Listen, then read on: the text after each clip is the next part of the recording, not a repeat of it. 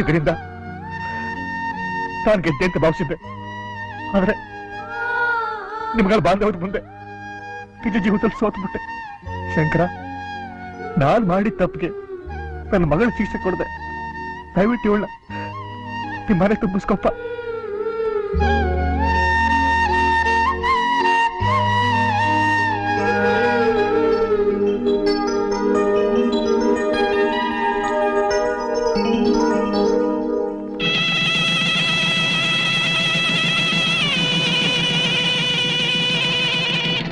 ನಮ್ಮ ಮನೆಯಲ್ಲಿ ದಿನವೂ ತಿರುಗೋ ಚೈತ್ರವೇ, ಬೆಳದಿಂಗಳ ಈ ಪ್ರೀತಿ ಕರಗಲು ಸಾಧ್ಯವೇ? ನಮ್ಮ ಮನೆಯಲ್ಲಿ ದಿನವೂ ತಿರುಗೋ ಚೈತ್ರವೇ, ಬೆಳದಿಂಗಳ ಈ ಪ್ರೀತಿ ಕರಗಲು ಸಾಧ್ಯವೇ? ಹೆಜ್ಜೆ ನಿನ್ನ ಸದಿಗೂ